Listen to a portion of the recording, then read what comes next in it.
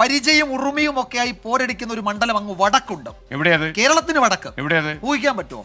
അല്ല, വിജയകുമാറിന്റെ കയ്യിലിരിപ്പ് എന്തോന്ന് എനിക്ക് മനസ്സിലായി. വടകരയാണ്. വടകര. ഓ, വടകര. ഇന്നലെ ഞാൻ അവിടെ പോയിട്ട് വന്നു. അയ്യോ, വിജയകുമാർ അവിടെ ഇറങ്ങി കഴിഞ്ഞപ്പോണ്ടല്ലോ, വടകരയിൽ നിന്ന് ഞാൻ വിചാരിച്ച സ്ഥാനാർത്ഥികൾക്കുള്ളൂ വാശിന്ന്, ജനങ്ങൾക്കും വാശി. ഞാൻ ഒരാളോട് വഴി കണ്ട ഒരാളോട് ചോദിച്ചു, ഇവിടെ ആര് ജയിക്കും, ചുമ്മാ ഇരിക്കട്ടെ എന്ന് ചോദിച്ചു. അറിയത്തില്ല ഇവിടെ ആര് ജയിക്കുമെന്ന്. പുള്ളി അങ്ങ് തട്ടിക്കയറി ഒരു പാരഗ്രാഫ് പറഞ്ഞു, എന്നിട്ടും ആര് ജയിക്കുമെന്ന് പറഞ്ഞില്ല.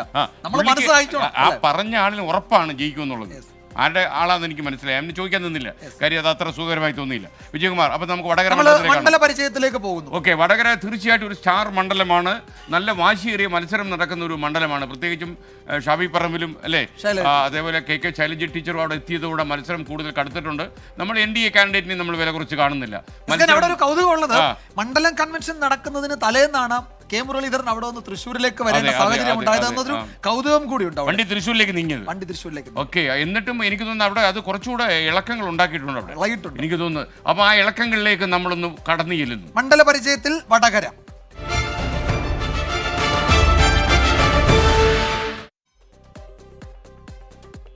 കേരളത്തിലെ ഏറ്റവും ശക്തമായ രാഷ്ട്രീയ പോരാട്ടം നടക്കുന്ന മണ്ഡലങ്ങളിൽ ഒന്ന് തന്നെയാണ് വടകര. അതിൽ തർക്കമൊന്നും വേണ്ട. ഇരു മുന്നണികളെ സംബന്ധിച്ചിടത്തോളം വടകരയിലെ പോരാട്ടം എന്നത് അഭിമാനത്തിന്റെ പ്രശ്നമാണ്. നിരവധി ഘടകങ്ങളുണ്ട്, അടിയൊഴുക്കുകളുണ്ട്. അങ്ങനെ ആടിത്തിമിർക്കുകയാണ് വടകരയിലെ രാഷ്ട്രീയ കാഴ്ചകളും രാഷ്ട്രീയ കാലാവസ്ഥയും. ആ റിപ്പോർട്ടിലേക്ക്.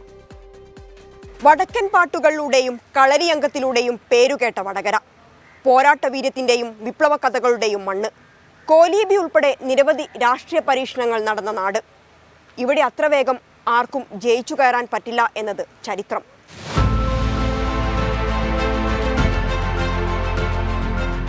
ഒളിപ്പോരുകളുടെ മണ്ണല്ല വടകര.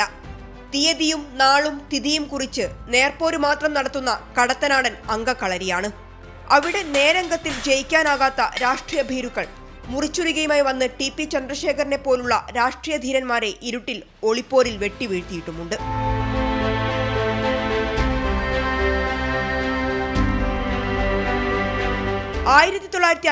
മുതൽ സോഷ്യലിസം കൊടിപാറിച്ച മണ്ണാണ്.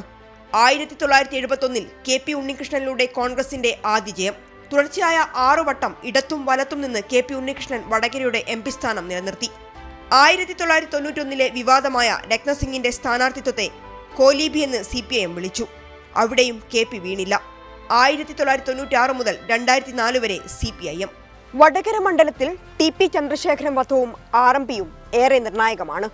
2014 ലോക്സഭാ തെരഞ്ഞെടുപ്പിന് തൊട്ടു മുൻപ് 2012 മെയ് 4 51 വെട്ടാൽ TP ചന്ദ്രശേഖരൻ കൊല്ലപ്പെട്ടത്.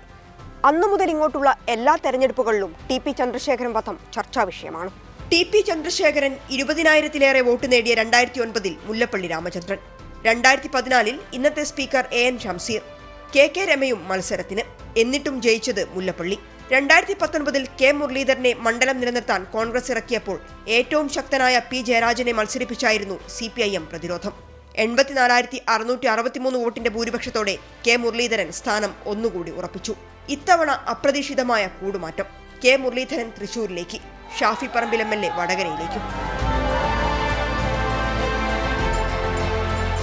ഇത് TPയുടെ മണ്ണാണ്.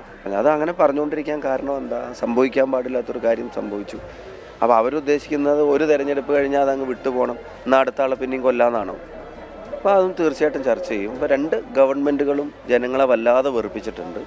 ജനങ്ങൾ ഞങ്ങൾക്ക് അനുകൂലമായിട്ട് ചിന്തിക്കുമെന്ന കാര്യത്തിന് ഒരു സംശയവും വേണ്ട. ഏറ്റവും കരുത്തയായ KK ശൈലജയെ വടകരയിൽ മത്സരിപ്പിക്കുന്നതിന് പിന്നിൽ CPIMന് കൃത്യമായ കണക്കുകൂട്ടലുണ്ട്.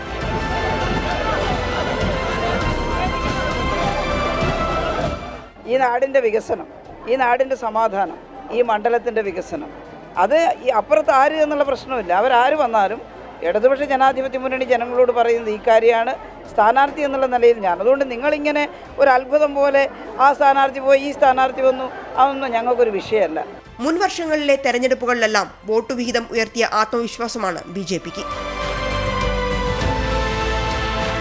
ഇതുവരെയുള്ള വോട്ട് വിഹിതത്തിൻ്റെ ഒന്നും നിങ്ങൾ നോക്കേണ്ട കാര്യമില്ല. അതൊന്നുമല്ല ഈ തെരഞ്ഞെടുപ്പിൽ കാണാൻ പോകുന്നത്. കാരണം ഒരു വലിയ മാറ്റം, ആ മാറ്റത്തിന് ക്രമാനുഗത, ഞാൻ എപ്പോഴും പറയാനുള്ള കാര്യം, രാഷ്ട്രീയ മാറ്റത്തിൻ്റെ വേഗത ചടുലമാണ്, ത്വരിതമാണ്. ത്രിപുരയിൽ എങ്ങനെയാണോ നിസ്സാരമായ വോട്ടുണ്ടായിരുന്ന BJP അധികാരത്തിൽ വന്നത്, അതേ രീതിയിൽ കേരളത്തിൽ ത്വരിതഗതിയുള്ള രാഷ്ട്രീയ മാറ്റമുണ്ടാകും. വടകര, കുറ്റ്യാടി, നാദാപുരം, പേരാമ്പ്ര, കൊയിലാണ്ടി, കൂത്തുപറമ്പ്, തലശ്ശേരി നിയമസഭാ മണ്ഡലങ്ങൾ ഉൾപ്പെടുന്നതാണ് വടകര ലോക്സഭാ മണ്ഡലം. ഇതിൽ വടകര മാത്രമാണ് UDF-നൊപ്പമുള്ളത്. 38% ന്യൂനപക്ഷ വോട്ടുകളുണ്ട് മണ്ഡലത്തിൽ. 18 അടവും പയറ്റേണ്ടി വരും മുന്നണികൾക്ക് ഇത്തവണ വടകര പിടിക്കാൻ. മാത്രമല്ല പാലക്കാടോ മട്ടന്നൂരോ എവിടെയായിരിക്കും ഉപതെരഞ്ഞെടുപ്പ്, അത് തീരുമാനിക്കുന്നതും വടകരയിലെ ജനങ്ങളായിരിക്കും. രാജേഷ് വെള്ളരിക്കുണ്ടിനൊപ്പം മിഥില ബാലൻ, 24 കോഴിക്കോട്.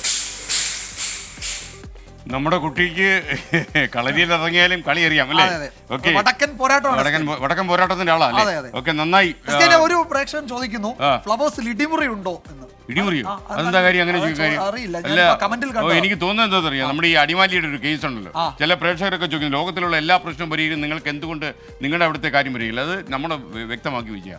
അത് പോലീസ് കേസെടുത്തു, FIR ഇട്ടുണ്ട്, പോലീസ് അന്വേഷിക്കുന്നുണ്ട്. അതല്ല, ആ ഇടിമുറിയിൽ നമുക്ക് റോളില്ല. അപ്പോൾ മാത്രമല്ല, അടിമാലിയുടെ കാര്യത്തിൽ നമ്മൾ ഒരിക്കൽ കൂടി പറയുന്നു, അതൊരു കേസാണ്, അന്വേഷണം നടക്കുന്നു, പോലീസ് അന്വേഷിക്കട്ടെ. ക്രമസമാധാന പാലനം നമ്മുടെ വിഷയമല്ല. ഓക്കെ, അത് പോലീസ് അന്വേഷിക്കണം. അപ്പോൾ ഈ ജയരാജ് പറയുന്നു, നായരിപ്പോ രാജേന്ദ്രനെ മിശികയാക്കും. ആ മുഖത്ത് എന്തൊരു സന്തോഷമാ. രാജേന്ദ്രൻ എങ്ങോട്ട് പോയാലെന്ത്, എങ്ങോട്ട് വന്നാലെന്ത്, അത് നമ്മുടെ വിഷയമല്ല. പക്ഷെ ആരുടെ കാര്യത്തിലും നമുക്കുള്ളൊരു സന്തോഷമാണ് ഈ മുഖത്ത് കളിയാടുന്നത്, അല്ലേ വിജയകുമാർ? ഓക്കെ.